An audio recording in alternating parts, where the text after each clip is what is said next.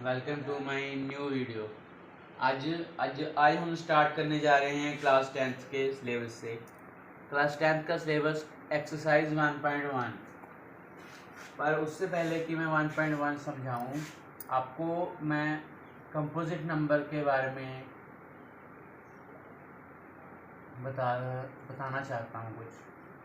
Composite numbers,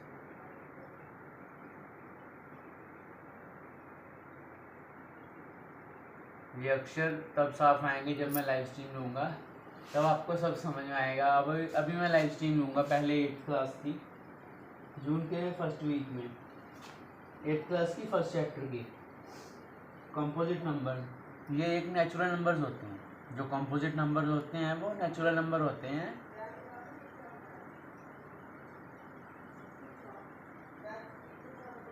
जो greater than 1 होते हैं। और ये कंपोजिट नंबर होते हैं जो प्राइम नंबर नहीं होते, यानी कि जो सिर्फ अपने टेबल और एक के टेबल पे करते हैं, ये डिवाइड जो सिर्फ एक के टेबल या अपने टेबल पे डिवाइड होते हैं, वो प्राइम नंबर होते हैं। पर कंपोजिट नंबर प्राइम नंबर नहीं होते। इसके एटलीस्ट 3 फैक्टर होने चाहिए। मान लो जैसे 4 है, 4 के फैक्टर हो गए। 1 हो गया, 2 हो गया, 4 हो गया। 4 अपने टेबल पे भी तो डिवाइड होगा ही। 1 आ गया, 2 आ गया, तो तीन इसके वो हो गए। ऐसे 8 हो गया। मान लो 8, 1, 2, 4, 8। इसकी 4 फैक्टर हो गए, उसके 3 फैक्टर हो गए। एटलीस्ट 3 फैक्टर होने चाहिए तो वो कंपोजिट नंबर होते हैं। तो स्मॉलेस्ट कंपोजिट नंबर जो है, स्मॉलेस्ट, वो 4 है। इसके 3 ही फैक्टर बनते हैं और कोई फैक्टर नहीं बनता। आप देख लो,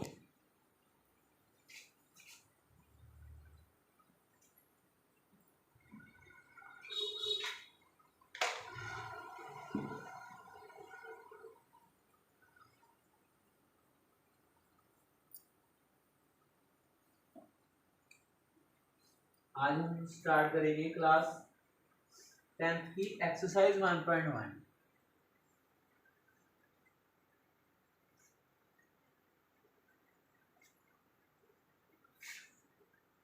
एक्सरसाइज 1.1।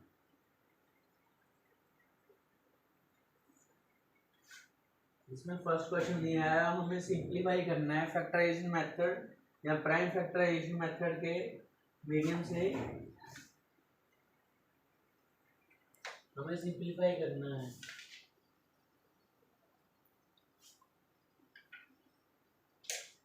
सिर्फ सिंप्लीफाई करना है और कुछ नहीं करना। जैसे 140 140 डिजिट वो नंबर दिया हुआ है हमें, मान लो 140, तो इसके 2 फैक्टर बनाएंगे।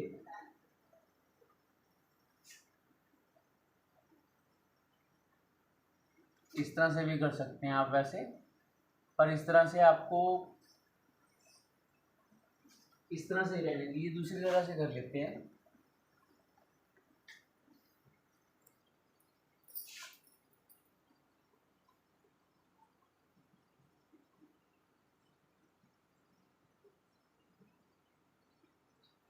एक तरफ आ गया 2, 2 7 140। 2 के तो बन नहीं सकते, तो हम 70 के बनाएंगे।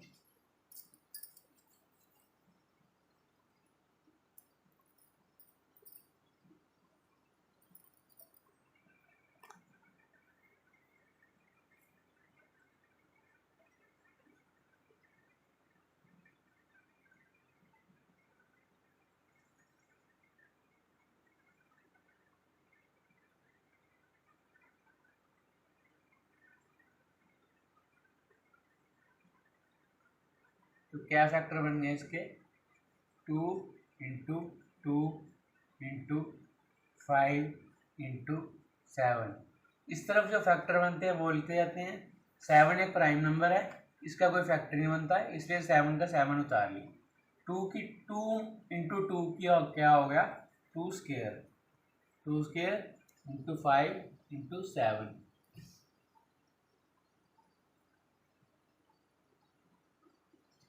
ये इसके फैक्टराइजेशन मेथड बनेंगे प्राइम फैक्टराइजेशन के थ्रू। ये प्राइम नंबर है, दो भी प्राइम नंबर है, 5 भी प्राइम नंबर है, 7 भी। किसी और टेबल पे ये डिवाइड नहीं होते, 5 7 2, तो ये बन गया प्राइम नंबर।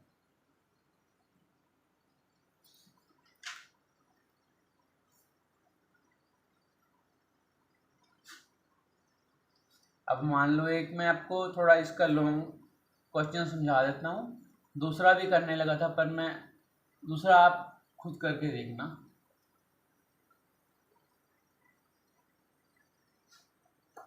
जैसे मान लो हमें डिजिट दिया हुआ है 3825, हमें 3825 को इसी मीडियम से सोल्व करना है। तो कैसे करेंगे, पहले हमें 3825 को ऐसे नोट डाउन कर लिया, फिर मान लीजिए इसके फैक्टर बना देंगे। तो ये किस पे डिवाइड होता है, तो इवन नंबर तो है नहीं, ये जो 2 पे डिवाइड हो सकेगा, ठीक है। इसका एक मीडियम है, मान लो इसे 3 पे डिवाइड करके देख लो सीधा।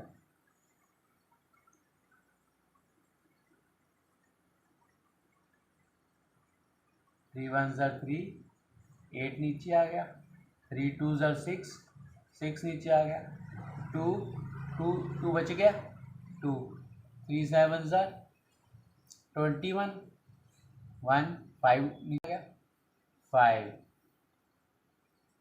तो ये रिमाइंडर बच गया 0, या कैंसिल कर सकते हैं उसे। तो ये 3 पे गया, तो एक साइड हमने 3 लिख दिया, 3 प्राइम फैक्टर है, इस तरफ आ गया 1 2 7 5, तो 3 की तो फैक्टर बन नहीं सकते प्राइम फैक्टर, तो 1 2 7 5 क्या बनाएंगे हम,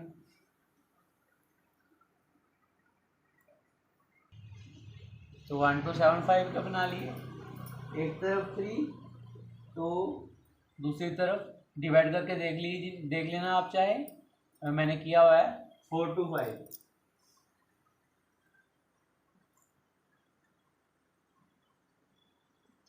तो ये 4 2 5 है, ये जो 3 पे डिवाइड होता है कि नहीं, देखो आप, ये रफ कम में देखना है, रफ वर्क में देखना है हमने। 3 पे 3 1 1 2 4 4 तो 12 आ गया, फिर 5 बच गया था पीछे, 3 1 ज़ा 3, तो ये 4 पे डिवाइड नहीं होता, इसका रिमाइंडर 2 आ गया, रिमाइंडर 2 हो गया, इसे हम रिमाइंडर बोलते हैं, इसे डिवाइजर बोलते हैं, और ये पूरी इक्वेशन बोलते हैं। तो ये रिमाइंडर बच गया, तो हम 4 को 5 से डिवाइड करके देखेंगे।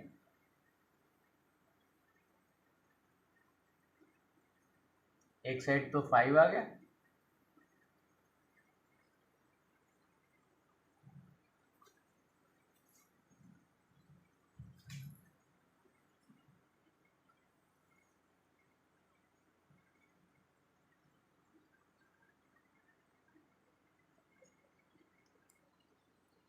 प्राइम फैक्टर के मेथड बनाए थे। प्राइम नंबर वो नंबर होता है जो सिर्फ अपने टेबल या एक के टेबल पे डिवाइड होता है। जैसे हमने मान लिया 3825 का देखा था, तो 1 2 7 5 3 से डिवाइड हो गया था 1 2 7 5, तो ये आंसर आ गया। 1 2 7 5 जो बचा उसे हमने फिर से 3 करके देखा, तो 3 से आ गया 85, 3 से डिवाइड करके आ गया वो, फिर 4 2 5, इससे डिवाइड करके देखा 4 2 5 को 3 से, तो 3 से हुआ नहीं है, 5 से हो जाएगा, 5 8 ज़ा 40 85, तो 85 हो गया 5 और 7 में। तो इसके फैक्टर क्या बने, 3 इंटू 3 इंटू 5 इंटू 17 मैंने एज इट इज़ ऐसे लिखा है क्योंकि ये प्राइम नंबर है, तो ये प्राइम नंबर होता है वो सिर्फ अपने टेबल या एक के टेबल में डिवाइड होते हैं, आपको पता है। 3 2 बार है, तो ये 3 का स्क्वायर हो गया, ये बने इसके प्राइम फैक्टर। मैंने 2 सम करवा दिया आपको, बाकी इसके 3 सम बच जाएंगे शायद मेरे हिसाब से, आप करके देखना। अब इसका next question, LCM and HCF.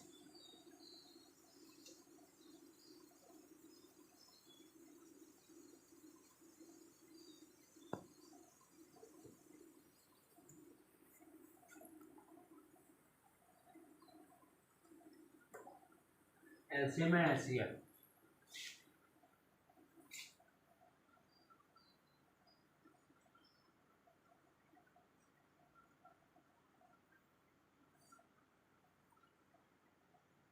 कोई डिजिट दिए होते हैं हमने 2, उनका एलसीएम और एचसीएफ करके हमें उनका आंसर निकालना होता है। 2 डिजिट जो दिए हुए हैं कौन से हैं वो 26 एंड 91। 2 डिजिट दिए हुए हैं, इसका हमें एचसीएफ और एलसीएम करके आंसर निकालना है। इसका फर्स्ट डिजिट 26, सेकंड डिजिट 91। इसका एचसीएफ दिया हुआ है हमें पहले ही 13 और एलसीएम हमें निकालना है, पता नहीं है कौन सा एचसीएफ। तो एलसीएम निकालने का क्या फॉर्मूला होता है, ये फॉर्मूला नहीं है, एक तरीके से ये है, एलसीएम ऊपर आता है एचसीएफ नीचे आता है, तो इसके उल्टा कर देंगे हम। तो डिजिट्स जो डिजिट दिए हुए हमें 13 और 26 और 91 एचसीएफ डिजिट्स कौन से दिए हुए हैं मल्टीप्लाई करके 26 इंटू 91 और इसका एचसीएफ दिया हुआ है हमें 13। तो ये जो मल्टीप्लाई हो सकते हैं ये आपस में डिवाइड भी कर सकते हैं, डिवाइड है ना, 13 से डिवाइड हो रहा है दोनों, 13 इंटू 26, 91 इंटू 2,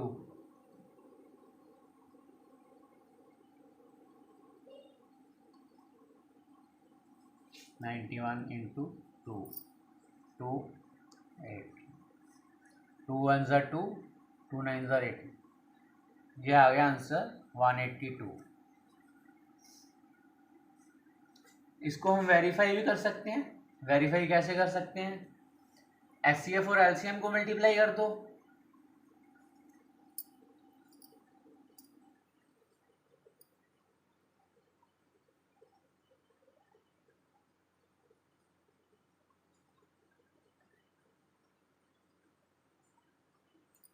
और डिजिट्स जो दिए हैं हमें 26 और 91 उनको मल्टीप्लाई कर दो। तो 26 और 91 को मल्टीप्लाई करके क्या आएगा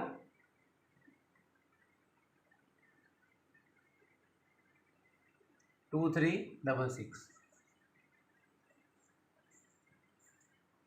एचसीएफ कितना दिया हुआ है 13, एलसीएम अभी हमने निकाला है 182। ये आप करके देख लेना चाहे, ये दोनों इक्वली आएंगे।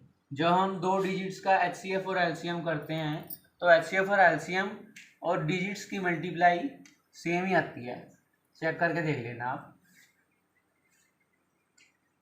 तो इसका आंसर यही है, एचसीएफ 13 है, इसका एलसीएम 182 है। एचसीएफ का मीनिंग होता है हाईएस्ट कॉमन फैक्टर और एलसीएम का मीनिंग होता है लोएस्ट कॉमन मल्टीपल। मल्टीपल मतलब हम उसके मल्टीपल्स उसके ज़्यादा से ज़्यादा फैक्टर्स निकाल सकते हैं।